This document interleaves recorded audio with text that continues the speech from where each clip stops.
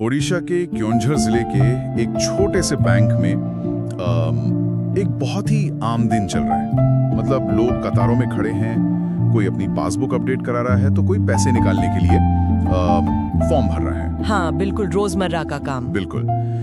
Bank कर्मचारी अपनी computer screen पर नजरें गड़ाए अपना काम कर रहे हैं। बाहर की चिलचिलाती धूप से बचकर कुछ लोग पंखे के नीचे अपनी बारी का इंतजार कर रहे हैं। और तभी बैंक के मुख्य दरवाजे से एक व्यक्ति अंदर दाखिल होता है। उसके हाथों में कोई पासबुक, चेकबुक या कोई कागजी फॉर्म नहीं है। उसके हाथों में एक इंसानी कंकाल है। बाप रे। हाँ, एक असली इंसानी कंकाल। और वो व्यक्ति सीधा काउंटर की तरफ बढ़ता है। देखिए, ये दृश्य सुनकर ऐसा लगता है जैसे किसी हॉरर फिल्म या किसी सस्पेंस थ्रिलर की कहानी हो, है ना? बिल्कुल। ना जो पहली नजर में बिल्कुल बेतुकी और अकल्पनीय लगती है, लेकिन जब हम इसकी परतों को उधेड़ते हैं तो एक बहुत ही गहरी और परेशान करने वाली तस्वीर सामने आती है। सही कहा आपने। और आज की हमारी इस गहन चर्चा में हम इसी घटना की गहराई में उतरने वाले हैं। मैं बता दूं कि इस मामले को समझने के लिए हमने the Cuzer inheritance a desperate quest for justice के अंशों का अध्ययन किया है। बहुत ही जरूरी दस्तावेज है वो। हाँ, और इसके साथ ही ये भी देखा है कि मनी कंट्रोल, people.com और द गार्डियन जैसी जगहों पर इस पूरी घटना को किस तरह से रिपोर्ट किया गया। हमारा इस चर्चा का मिशन ये समझना है कि जब एक बेहद जटिल कागजी सिस्टम, मतलब हमारी ब्यूरोक्रेसी, और एक आम अनपढ़ इंसान की हताशा आमने सामने आती है तो हालात इतने खौफनाक कैसे हो जाते हैं। बिल्कुल, इतने खौफनाक कि कोई अपनी ही बहन की कब्र खोदने पर मजबूर हो जाए। वही तो, चलिए इसे समझते हैं। आखिर महज 19 या 20 हजार रुपयों के लिए किसी को इस हद तक क्यों जाना पड़ा? मैं बस यही सोच रहा था कि इसके पीछे की असली कहानी क्या है। तो इस पूरी घटना को समझने के लिए हमें उस व्यक्ति के नजरिए से दुनिया को देखना होगा। इस घटना के केंद्र में जो व्यक्ति है उसका नाम है जीतू मुंडा। अच्छा। जीतू एक आदिवासी है जो पढ़ना लिखना नहीं जानता। उसकी जिंदगी रोजमर्रा की मेहनत और संघर्ष के इर्द गिर्द घूमती है। हुआ ये था कि कुछ समय पहले ही उसकी बहन का निधन हुआ था। बहुत दुखद। हाँ, अब जाहिर है एक परिवार के लिए किसी अपने का जाना एक बहुत बड़ा भावनात्मक सदमा होता है। लेकिन इस भावनात्मक दुख के साथ साथ जीतू के सामने एक बहुत बड़ी व्यावहारिक और आर्थिक समस्या भी खड़ी थी। और वो समस्या थी उन पैसों की जो उसकी मृत बहन के बैंक खाते में जमा थे, है ना? बिल्कुल सही। मैंने पढ़ा था कि ये रकम करीब 19 से 20 हजार रुपए के बीच थी। अब महानगरों में बैठे लोगों के लिए शायद ये रकम बहुत बड़ी न लगे, लेकिन जीतू मुंडा जैसे व्यक्ति के लिए जो दिन रात पसीना बहाकर कुछ 100 रुपए कमाता है, 20,000 रुपए एक बहुत बड़ा सहारा है। बिल्कुल, उनके लिए तो ये एक छोटी सी किस्मत मिलने जैसा है। हाँ, ये रकम बहन के अंतिम संस्कार का खर्च उठाने या परिवार के सिर से कोई कर्ज उतारने के लिए बेहद जरूरी थी। तो स्वाभाविक सी बात है, जीतू अपना हक मांगने बैंक पहुंचता है। यहाँ दिलचस्प बात यह है कि जैसे ही जीतू बैंक पहुंचता है, उसका सामना एक ऐसी दीवार से होता है जो ईंट या पत्थर की नहीं बल्कि नियमों की बनी है। नियमों की दीवार, सही कहा। बैंक अधिकारियों ने उसे बताया कि वो ऐसे ही अपनी बहन के पैसे नहीं निकाल सकता।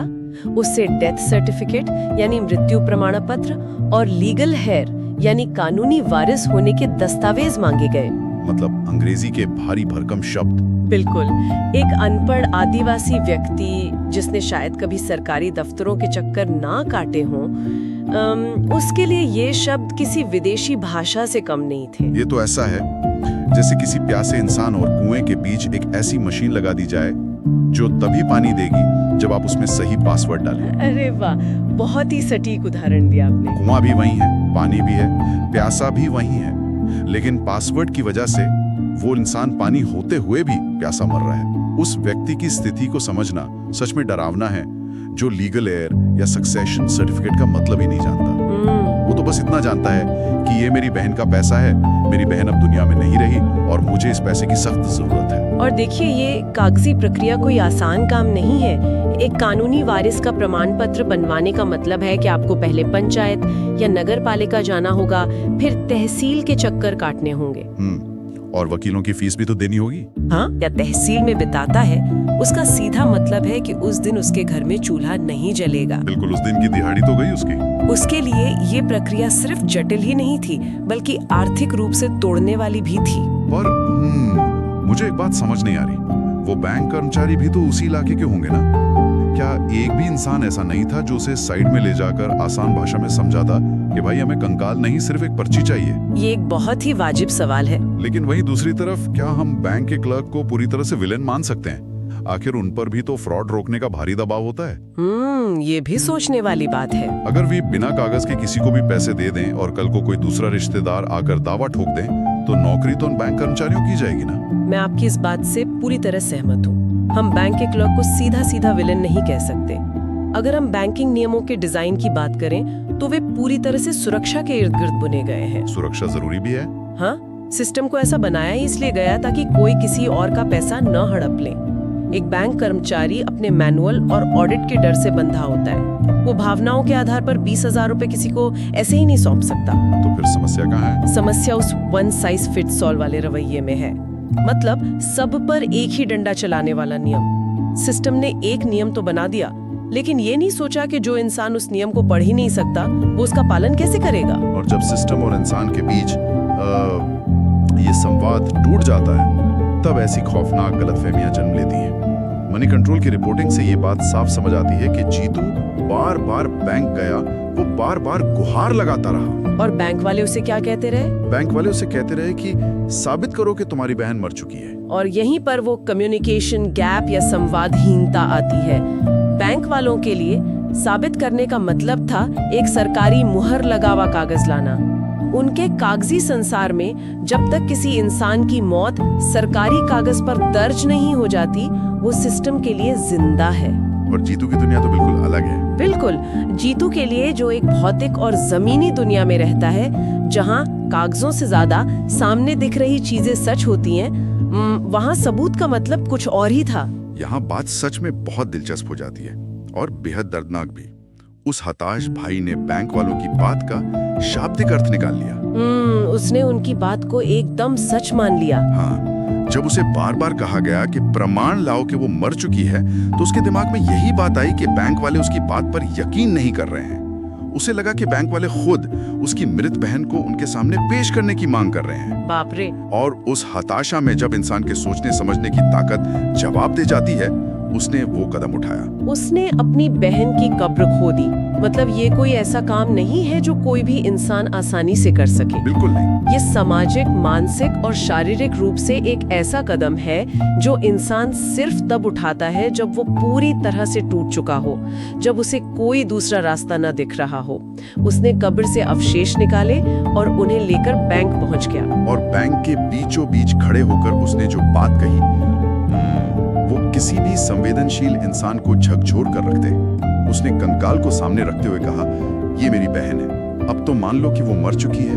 बहुत ही दिल दहला देने वाला दृश्य है ये। सच में। ये सिर्फ एक गलतफहमी नहीं है, ये दो अलग अलग दुनियाओं की एक बहुत भयानक टक्कर है। एक वो दुनिया जहाँ सिर्फ फाइलें और स्टैंप बोलते हैं, और दूसरी वो दुनिया जहाँ एक इंसान अपनी नंगी आंखों से देखे हुए सच को साबित करने के लिए संघर्ष कर रहा है। मैं बता रही हूँ, इस घटना को अक्सर लोग सिर्फ एक व्यक्ति की अज्ञानता के तौर पर देखते हैं।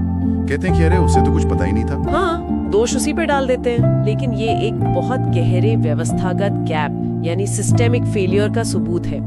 ये दिखाता है कि जब नीतियां बनाने वाले लोग एसी कमरों में बैठकर नियम तय करते हैं, तो वो इस बात का बिल्कुल भी अंदाजा नहीं लगाते कि भारत के सुदूर ग्रामीण इलाकों में उन नियमों को कैसे समझा जाएगा। जमीनी हकीकत का कोई अंदाजा नहीं। बिल्कुल। क्या उस बैंक में कोई एक भी अधिकारी ऐसा नहीं था जो कस्टमर सर्विस को सिर्फ कागजों की जांच से ऊपर उठकर देखता? किसी ने ये जानने की कोशिश ही नहीं की कि सामने खड़ा आदिवासी उनकी भाषा को किस रूप में समझ रहा है। एकदम सही बात है। और नतीजा ये हुआ कि एक इंसान को अपनी बहन की गरिमा को दांव पर लगाना पड़ा। लेकिन इस घटना के तुरंत बाद जो हुआ, वो भी हमारी व्यवस्था की कार्यप्रणाली के बारे में बहुत कुछ कहता है। हाँ, वो जो अफरा तफरी मची थी। जी, जैसे ही वो कंकाल बैंक के अंदर आया, जाहिर सी बात है पूरे बैंक में दहशत फैल गई। लोगों में भगदड़ मच गई। पुलिस को तुरंत सूचना दी गई। पुलिस और प्रशासन के अधिकारी दौड़ते हुए बैंक पहुंचे। उन्होंने जीतू मुंडा को किसी तरह शांत किया, उसे समझाया कि बैंक वाले ये नहीं मांग रहे थे, और फिर उस कंकाल को ले जाकर वापस ससम्मान दफन करवाया गया। अब देखिए, इतने बड़े हंगामे के बाद जाहिर है कि बैंक को अपने बचाव में कुछ तो कहना था।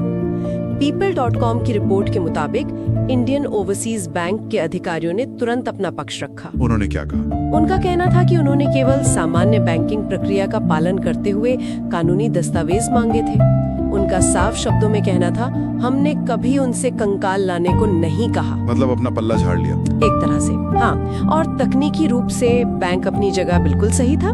किसी भी बैंकिंग मैनुअल में कंकाल लाने का प्रावधान तो है नहीं। तो इसका मतलब क्या है? जो काम महीनों से अटका हुआ था, जिसके लिए जीतू दर दर की ठोकरें खा रहा था, वो इस घटना के तुरंत बाद कैसे पूरा हो गया? यही तो इस व्यवस्था की विडंबना है। द गार्जियन की रिपोर्ट में बताया गया है कि जैसे ही ये मामला पुलिस और मीडिया के संज्ञान में आया, स्थानीय प्रशासन अचानक से सुपर एक्टिव मोड में आ गया। कुछ ही घंटों या दिनों के भीतर सारे कागजात तैयार कर दिए गए, डेथ सर्टिफिकेट जारी कर दिया गया, कागजी कार्रवाई पूरी हो गई और सबसे बड़ी बात, जीतू के परिवार को वो पैसा मिल गया।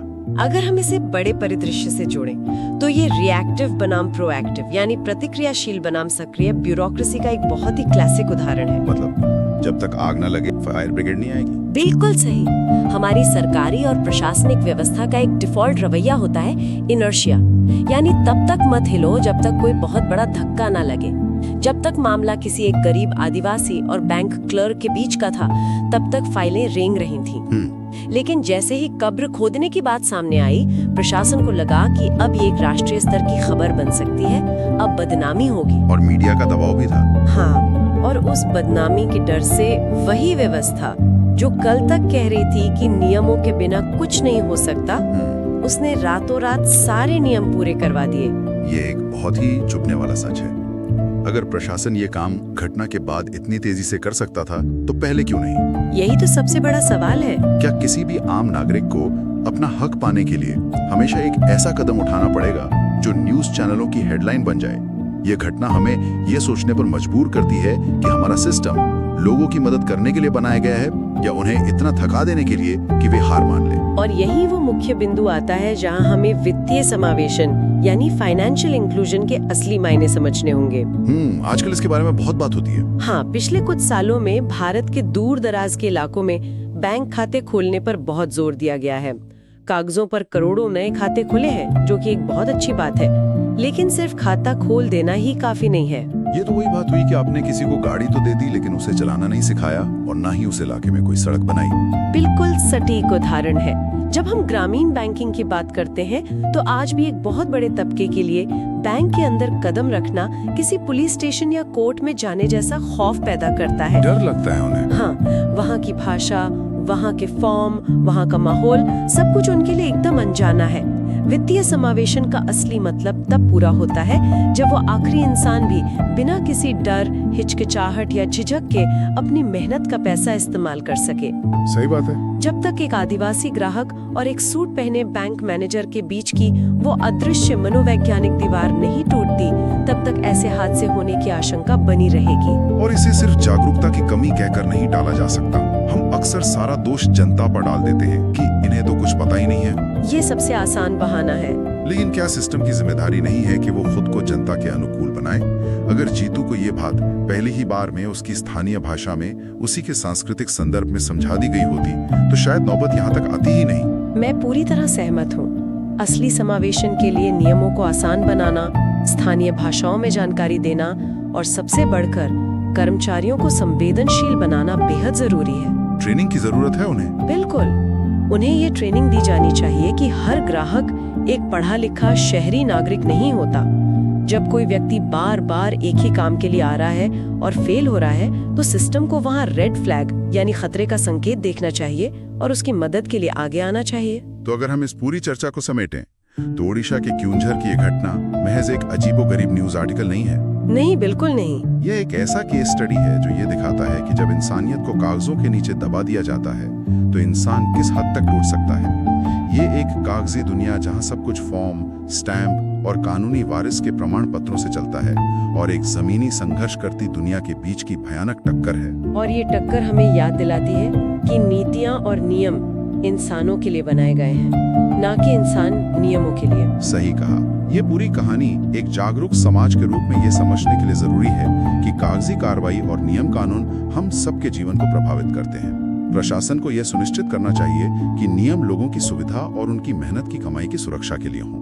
ना कि उन्हें प्रताड़ित करने या उन्हें इस कदर हताश कर देने के लिए कि वे कब्र खोदने जैसे खौफनाक काम करने पर मजबूर हो जाएं। ये एक महत्वपूर्ण सवाल खड़ा करता है और मैं चाहूंगी कि इस चर्चा को खत्म करते समय हम सब इस पर गहराई से विचार करें। जरूर। जब एक अनपढ़ और दुखी भाई को अपनी ही मृत बहन के कुछ हजार रुपयों को पाने के लिए उसी की कब्र खोदने जैसे मानसिक रूप से तोड़ देने वाले कदम को उठाना पड़े, तो क्या हमें ये नहीं सोचना चाहिए कि हमारे बनाए गए ये तथाकथित सुरक्षा और प्रमाण के नियम दरअसल उन लोगों को ही सबसे ज्यादा सजा दे रहे हैं जिन्हें इस सिस्टम के सहारे और सुरक्षा की सबसे ज्यादा जरूरत है? एक बहुत ही गहरा और बेचैन करने वाला सवाल है ये। क्या हम सच में उस अदृश्य कागजी दीवार के इतने आदी हो गए हैं कि हम उसके पीछे खड़े एक हताश इंसान को देख ही नहीं पा रहे? ये सोचने का वक्त है कि हमारी व्यवस्थाएं लोगों को बचाने के लिए काम कर रही हैं या उन्हें सिस्टम से बाहर धकेलने के लिए। बिल्कुल। इस गहरी सोच के साथ आज की इस गहन चर्चा को हम यहीं विराम देते हैं। कुछ नए और चौंकाने वाले तथ्यों के साथ फिर मिलेंगे।